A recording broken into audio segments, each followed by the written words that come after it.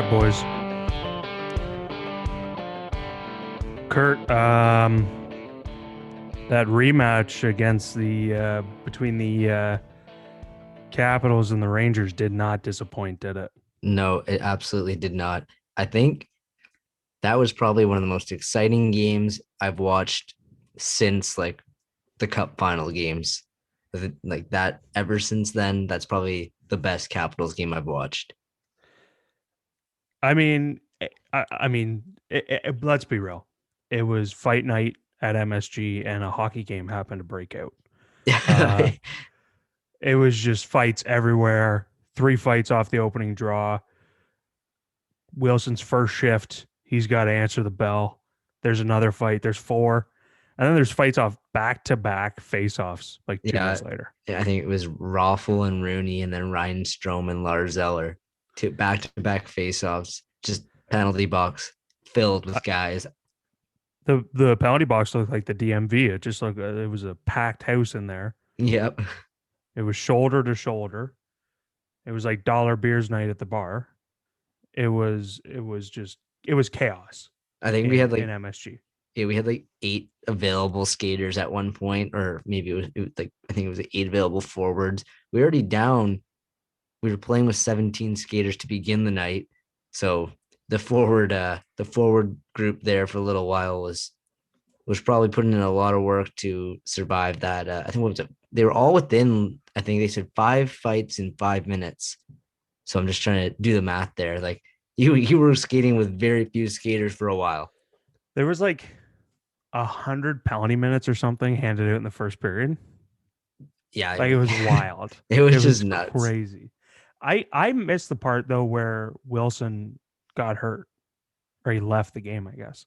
Yeah, Did he really get hurt, or do you think they were like, no. this could get really out of hand here? We Yeah, need I to get him out think. of here. Well, they showed a clip of him on the bench, and his hand was all bloody because he must just like when you get a piece of the visor or the helmet, it happens, right? So I think honestly, they just said, "Listen, like, just go to the room, or this game's kind of getting out of control. You're not going to make it any better, that's for sure. You being out here, and Yeah. obviously the Capitals in the big picture, this game means nothing. The Ranger season's done. We need Tom Wilson down the stretch, so." I was happy they did that because I would much rather see him playing the rest of the year than doing something else dumb or get suspended or get hurt or whatever, right? So I think that was probably like a coach's decision. Just all right, just stay in the room. I mean, the way that game was going, if he stayed in the game, he 100% was leaving with a 20 game suspension. Like that was Yeah. going to be bad, bad, bad. There was one suspension, and this is so crazy that the only suspension that was handed out during this entire charade between the Capitals and the Rangers, a Ranger got suspended. Yeah. Pavel Buchnevich Buchnevich with the got suspended. cross check to the face of Anthony Mantha. I mean, like I said right when it happened, I was like, he'll probably get suspended, which is hilarious, just because the NHL tends to stick to the face infractions, like those kind of blatant cross checks like that. You usually get a game. I think the broadcast was like, that's minimum 3 games. I was like, all right, that's getting a little carried away. But I just thought it was so funny that right after everything that happened, the Wilson incident, Buchnevich is the guy that gets the 1 game. Well, Buchnevich, I don't know. He hit Mantha, and then Mantha was kind of coming back at him, and he was sticking him in the back of the legs, and Mantha was looking for something, and he fucking found it. He found it with a two hander right to the teeth. Yeah, Um, it's a pretty violent cross check. it was pretty violent, but it was coming. You knew it was coming. And yeah, Um, the way that game was going, that it didn't surprise me at all. no, and the other thing that came out of this whole charade was right after, basically, I think right after we got off the show on last episode, the Rangers released a statement saying that uh, George Peros should be fired because he didn't suspend Tom Wilson for the incident on Monday. Was it Monday night's game? I guess. Yeah. Um, and the league didn't like that at all. No. They fined them $250,000 for saying George Barrow should get fired. Yeah, and then when the Rangers said too, I still don't believe this because Jeff Gordon and I'm trying to think of what their president's name is, or Um, who else? It was Jeff Gordon and Davidson, John Davidson. yeah, the president and GM were fired. I saw from a source that it was they didn't agree with that statement. So it sounds like that came from James Dolan, which is ownership versus management, which makes sense because a lot of people were saying that doesn't really sound like Jeff Gordon or uh Davidson. Like who could that be? They're like, oh, must be James Nolan. So Dolan. And that I just thought that was so funny, the wording too. I made a tweet about it because that night, also Tuesday night, Sidney Crosby did kind of a similar situation with Travis Konechny. And I think I just quoted it: horrific act of violence, ban him for life. Because I was mocking their statement because that's what they said. They Right. called it a horrific act of violence, and then all the Rangers fans online on Monday night were just ban Wilson for life, suspend him for life, ban him from the league. So just Like the banning him irony. from the league is like that's too much. It's such a stretch. Again, I said on the last episode, I think he should have got a suspension. Even just a one game. And I think you said that if he gets suspended for, or maybe it was somebody else that said, if he gets suspended for one game, does any of this happen on Wednesday night? No, it doesn't. No, Clearly, it doesn't. Because then that's I think the Rangers would be at peace with, okay, at least he got punished, I guess. Um, yeah, so the Rangers get fined $250,000, but the Rangers, you like you just said, fired their GM and president. And Elliot Friedman was saying, well, he thinks it's more performance based, like where the team is. I don't that makes even less sense. that's what I wasn't buying that because you weren't expected to make the playoffs. You were playing in the toughest division in the NHL. I think before the season, everyone said you should be happy if you finish sixth. If anything, they kind of finished higher than I thought they would. Like they are just outside the playoff picture. And until about last week, they looked like they had an opportunity maybe to catch Boston. Boston got hot and clinched, I think, two on Monday night actually. But like the Rangers, I didn't think they were pretty good. They have wins against all the top teams this year in the East. So performance based didn't really make sense. Like that wording, just I'm not buying it. And like the like what they've done in such a short amount of time, they drafted Kako, they brought in Panarin, they drafted Lafreniere. Like this team was um ready to make a big push in the near future for a Stanley Cup run.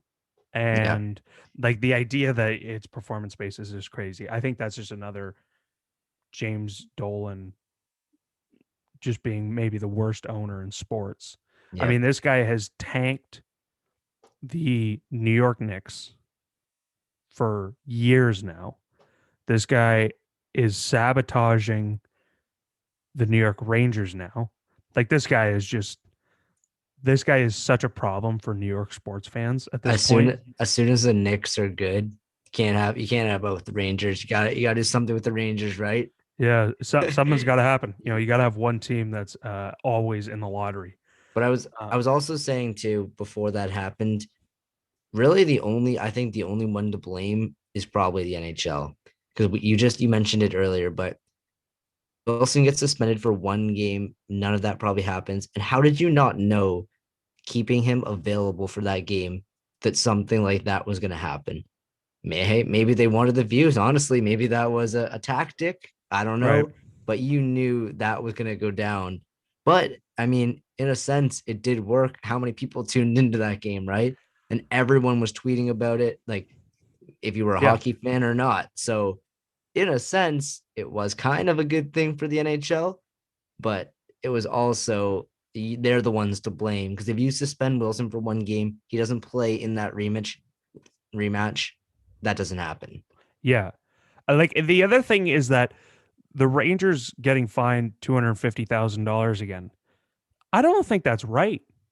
Like you should be able to criticize if you think the league is not right in a certain situation. Like Is this like communist Russia? Is this the KHL? Like, Yeah, no, it's the NHL. Like, I don't get how you can't criticize the league when you think they're out of line. I don't think it was them criticizing the league was the issue. I don't think that was the problem. I think it was more or less how they worded it and how they started saying people should lose their jobs and are unfit for their roles and started with the way they addressed the specifics and the wording. I just that didn't sit well with the league, and it kind of like it was a little aggressive and straightforward. So like I agree with you, but I just think they could have done a more professional approach to it. It was super abrupt and like direct to who they were like blaming the incident and like the punishment on though. But I think that like it happens all the time where you see a coach that criticizes the refs. He's like, the refing wasn't very good tonight. Boom, $25,000 fine. Like, that's crazy that you can't just say, hey, this major part of the game, which is refereeing and the officials, you can't be like, they had a bad night tonight. And it's hilarious that like a coach can get fined $25,000, but the player who makes $10 million is like $5,000. That's all you can get fined. Like, again, that's just a joke. Yeah, It's that a is a joke. joke. But I think that Tom Wilson should be very careful of what he does from here on out. Oh If yeah. he pulls any shit in the playoffs, it's going to be a major suspension. Yeah, it's now like he's almost walking on eggshells, right? Yeah. Because I mean, if he wasn't before too, like Yeah, exactly. as soon as it happened, I said this is further down his list of things he's done in his career. But I'm so nervous every time something like that happens because of the resume that he's created. I just every time and now since the last one was 7 games, which I still don't. For anyone else that was 2, 3, but you already saw 7 games for that. If he does, like you said, anything remotely close is going to be a long suspension. Well, I'm just looking here Wilson's disciplinary history. I wonder if He they'll give he's a me 20 gamer, right? he It was the has sun. one, It was yeah. the Sunquist hit in the preseason. Yeah, he has suspended, like, I mean, 4 games, 2 preseason games, 3 playoff games, Yeah, that was when he broke uh Zach Aston Reese's jaw in the semis in uh 2018, actually, semifinals. Yeah. 7 games. He's gotten fined. Like, yeah, this guy, yeah, he needs to be careful of what he does because he'll get hit with, like, I don't even think the league gives a shit anymore. They'll hit him with like a 10 game suspension just to fuck over the Capitals because he's not going to learn. He's not going to learn at all. No. That's been proven. Yeah. Again, I said that last episode. He hasn't learned. He will not learn until somebody bigger comes along and teaches him to learn. So he really needs to be careful because they'll be in the playoffs, and if he pulls shit, they'll suspend him for like they'll suspend him for that series and the next series if they make it. Like, they don't give a shit at this Yeah. point. And that's what makes me nervous too, because he's our first line right winger.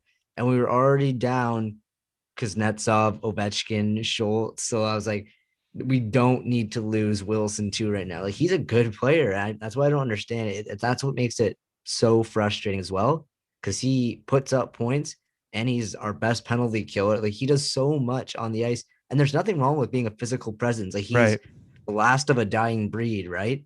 The right. actual one of the best forecheckers in the league who can score, who plays incredible defense for a forward, He's a and prototypical power forward. yeah. So and that you don't see that very often anymore in today's NHL, and that's an advantage to have a guy like that you can play those type of minutes. So that's what makes it really frustrating at times.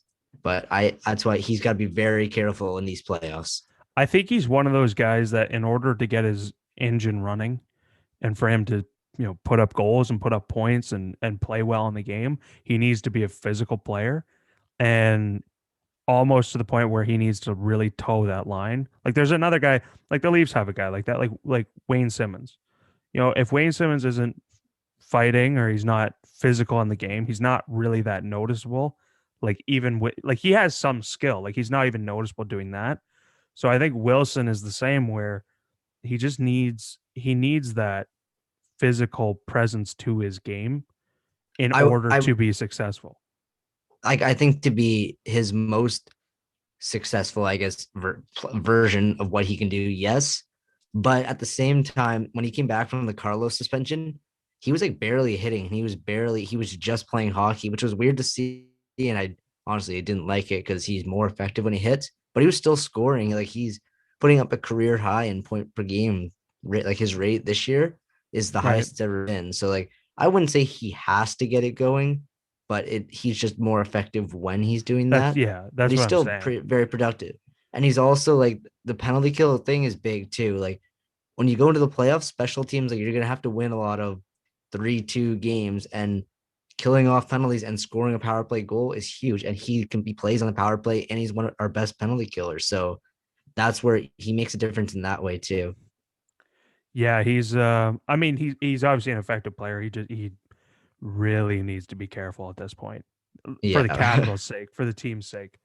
Um but let's move on. I mean that will I I'll be watching him closely in the playoffs Yeah, for I don't know if sure. this is the last we hear of this story either. Like, I feel like Definitely not. next year, I wouldn't be surprised if the first time those teams play, there's an enforcer in the lineup for the Rangers. Yeah. Yeah, you might see the Rangers go at this offseason and say, Sign we need someone, a yeah. little toughness. We need some toughness on this roster. Um, but let's move on. There's this kind of cool story um, that came out today about this Drew Robinson, who's a AAA baseball player for the San Francisco Giants farm team. I think it's the Giants farm team. Um, it's an interesting story. It's a cool story because a year ago, Drew Robinson attempted suicide. Um, he put a bullet in his head, took out his eye. He said that he did it around 8 p.m., say on like a Tuesday. The next day, he was still alive at 4 p.m. on the Wednesday, and he decided he wanted to live. And so he called 911. They came, they saved him, and now he's back to playing ball. And with one eye, he has made the opening day roster for the Giants AAA team, which I think is a pretty cool story. Yeah, Um, that's an awesome story. And I didn't know if you mentioned this, but like what position does he play? I'm not sure what position he plays. I will look that up right now. But it's just, I mean, now he's a advocate for um, obviously mental health. There's kind of Hmm. videos circulating that that he's talking to the team and saying how mental health matters and everybody goes through it and he's an outfielder, by the way. Okay. I don't know what field he plays in, but that's what I'm seeing right now. Um, but yeah, so it's just a cool story. Obviously, his dream is to play in the majors, and if he was to play in the majors, I think it'd be the first time since 1951 or something like that where a player has played with one eye, which is pretty. And it's also on his lead eye. Like he's a left-handed bat, and it's his right eye, so it's obviously it hits the eye closest to the pitcher, which I find Yeah. interesting that he can still hit. Like he still has depth perception from looking just out his back eye. Like if you like cover your eye and you just kind of like look the way like a batter does, you miss a lot of the field. Like you can't see most of Just it. having, yeah, like that's what I was wondering what position he played because I mean, when it comes to baseball, no matter what, your vision is key, right? If you're a pitcher, obviously strike zones as small as it is and as hard as it is to hit, but hitting's even harder. So with him with only one eye, like that's incredible. Like that's a really good feel good story, I guess you could Yeah. call it. I think everyone's cheering for this kid to Yeah. make it into the majors. I know I am. Did But it we'll say how see. old he was? He's in his early 20s, I believe. Um, I'm just gonna go to his baseball reference. Uh, so let's see. He is 29 years old. 29. Hmm. He was a fourth round pick in 2010 by the Rangers. Um, and this is not the right guy. Oh, it fucking is it? Oh no, it is. So he's played in the majors before. Oh, okay. So he's played in the majors before. Oh, okay. Yeah, played in the majors before, but has never. Not since Um, the incident, right? yeah. Okay, that makes more Okay. sense. That definitely makes more sense. Um, but hey, cool. It's still cool. I mean, people are cheering for this guy. Um, let's see. Yeah, so he hasn't played since 2019. Yeah, so that would make sense. Didn't play at all last year because of the incident. But hey, we'll see how it develops. I hope he makes it. It's a cool story. I mean, it's not over yet. Obviously, he's still playing. Um, but we will get into our last story of the day, which is Albert Pujols today, Thursday, was cut by the Angels. This is wild. Yeah, I mean, I was when I saw that notification, I had to do some more digging to see. Like you would think he only has 1 year left on that big contract, and like the Angels, I guess we were talking about them earlier, how they've actually like they've been all right, but I think in the last week since we've done that little baseball episode, they kind of slumped actually. Yeah, they're So, struggling. and I was looking at his stats, and he said hitting like 197, and he is 41, but I just with his name, his legacy, I didn't think that he would get, but maybe there's more to it. Maybe it gives him an opportunity to play for a contender. Maybe that's part of it. There hasn't been like a ton of detail on it. Like he has been struggling, but Right. I really hope he gets an opportunity to kind of play for a championship in his at this age, right? Yeah, I mean, yeah, he's hitting 198. He's got a 250 on base percentage. He's got 5 home runs with 12 RBIs. I was looking at all of his home runs. I mean, 5 home runs this year. Um, Bat speed just isn't there anymore. Um, 4 of his home runs came off speed pitches. One of them he pulled down the line. The rest he kept to left center. Um, the only fastball he homered off of, he like hit it right down the line. It was almost foul. Bat speed just isn't there anymore. And I'm sure a younger Albert Pujols who could run. Like, I mean, the guy just can't run anymore. Like his feet are too No, fucked up. he's pretty much Uh, just a DH at this point too. So like if you have your DH hitting 198, I mean, that doesn't really make sense. And 5 home runs isn't, right. I guess at this point, it's not terrible, but certainly not good. And they're the DH spot. You can't have that. I mean, he's played a lot of first actually this year. Surprisingly, I thought the same thing that this guy's just a DH, but he's actually played quite a bit of first this year. Um, yeah, it's just it's early though. That's the thing that is kind of annoying me about this is that he's only played 24 games this year, and he's hitting 198. There's a lot of guys who hit 198 24 games into the year. There's a ton of guys. Yeah. There's a ton of guys on the Yankees who are hitting 198. They wish they were hitting Yeah. 198. It is Um, an incredibly small sample size, like to yeah, release someone, especially with that like that name, right? That right. legacy. The thing too, he's at like 667 homers, Yeah. and at age 41, I know it's a stretch, but I would like to see him at least get the opportunity to try and chase down 700. I don't 700 would know be if he'll, cool. yeah, like that's what did I say? Six. 667. So he's got So 33 to go. 33, and you got to He think could he could do get it. 10.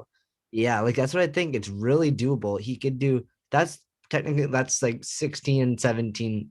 If he played one more Yeah. year, had like 17. If he got 16 more this year, or however it works out, Right. like that's pretty doable. So It's I definitely just want doable. I want to see him get the opportunity to kind of chase that down. I do too. And I mean, you can't find I don't think you can find a better guy in baseball. Um he's just I think well respected. Everyone, I don't think anybody has a bad word to say about the guy.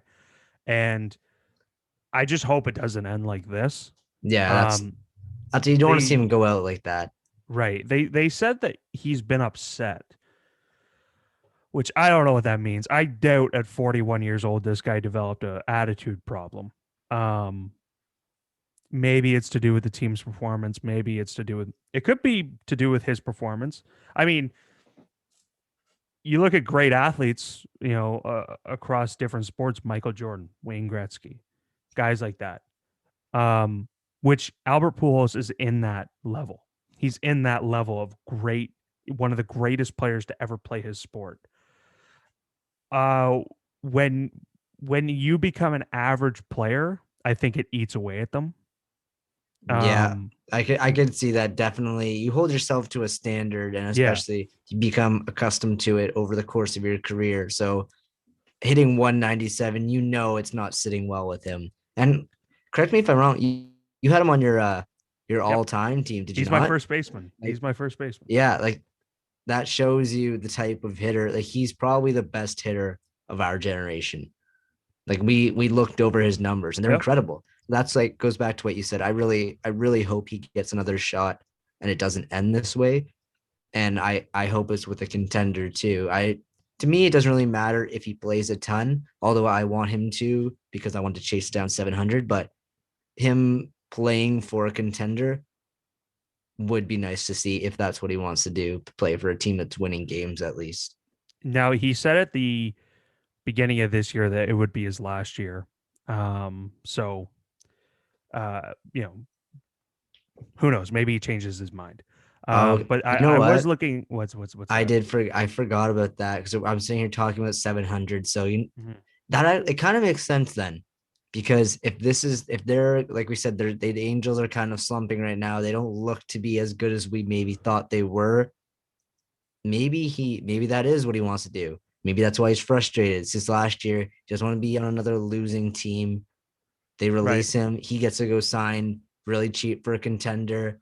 Could be. Maybe chip in here and there, but now that I forgot about that, Yeah. so 700 does seem steep because he won't hit that this year. No, but I think you're right with the idea of he'll go play. I think he'll go play for a contender. Again, I don't think he wants it to end like this. I was looking at a few teams that possibly could use him. Um, team like the Yankees, they got a lot of guys who are struggling. Obviously, he's struggling, but you could plug him into a first baseman role, and he'll provide some power. I think Luke Voigt's out right now. Um, Yeah, so when he comes back, obviously, you move Pujols to the bench, or maybe you let Stanton play in the field and you keep one of them at DH. Um, the Yankees are an option. The Cardinals would be cool for him to go back to that's St. a Louis. yeah. I was thinking about the Cardinals too. I know Goldschmidt is at first Yeah, base there now, but and obviously the NL doesn't have the DH spot, which that kind of makes it tough because I feel like it's gonna be an American League team, but the Cardinals would be really nice just because they're playing really well. And if they do make a playoff run, that'd be awesome to see him get one last opportunity and end his career with them. with the Cardinals. Yeah, I mean Yeah. he could be a bench bat. He could provide some power off the bench. The other team that I was looking at was the Dodgers. The Dodgers are slumping right now. They're struggling with the bats. Same kind of situation. You could plug them in at first. Move. They got there's Sheldon Nurse who plays second base, but I mean you can move Max Muncy over to second and play Pujols if you want. Or again, he could be a bench bat. Padres, same sort of deal. So there's some options out there for him to continue playing if he wants to and make a playoff run and go for his third World Series. No, third World Series. Yeah, third World I Series. Yeah, think yeah. I think he's won two in St. Louis already. So yeah, I know. I hope I really hope he gets another opportunity. I don't want this to be the end. And I think he will. I think give it a couple weeks, maybe not even. I think he'll be playing somewhere else. Like so we're watching the Jays game right now. uh, Kevin Biggio for the Blue Jays is up to bat. He's hitting 198 with 2 home runs. Right? He serves a different purpose than Albert Pujols does. But I mean, like, I don't think the fucking Jays are thinking of cutting Kevin Biggio. Or we Yeah. just saw Elvis Andrews was up to bat in the bottom half of the fourth. He's hitting 147. Yeah. Like, I mean, it's just like it is annoying to me that it doesn't make sense to me that you would cut a guy after 24 games after hitting 198. So I think you are right with saying, hey, maybe we'll let this guy go. He can go play for a contender and he can hunt down another World Series. But we'll see. I mean,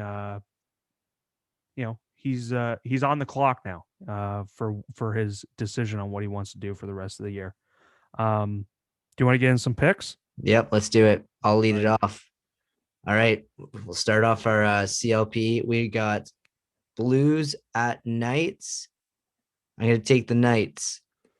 To the Diamond, I'm going to take Nationals over the Yankees, Okay. Rays over the Athletics. Okay. And to the court, I will take Utah over Denver. For me, I'm going to take the Avalanche over the Kings in hockey. I think the Avalanche are going to end the Kings, I guess, still playoff chances with a win on Friday night. I'm then going to take the White Sox over the Royals. That's again on Friday night. And then to round out late game Friday night, I am going to take the Giants over the Padres. So a lot of action on Friday night. Um, it'll be a good weekend. Oh, and we also got we forgot to mention it, Canelo Alvarez versus Billy Joe Saunders. And you know what? If you want to pick for that, I'm gonna shock the world. I'm gonna take Billy Joe Saunders. You know why? Because Tyson Fury said Billy Joe Saunders was gonna win. So Okay. I'm riding with I Tyson like it. Fury. I like it. Yeah. So that's Saturday night. That one is. So I'll be tuning into that. Um, thank you again, everybody, for listening to Taking All Bets. Rate, subscribe, like, comment, share the podcast. That way more people can, you know, listen to it and you can talk about it, water cooler talk about, how great our hot takes are. Which I'm They are sure all you're great. doing. Yeah, Yeah. exactly. We'll be back Monday, everybody.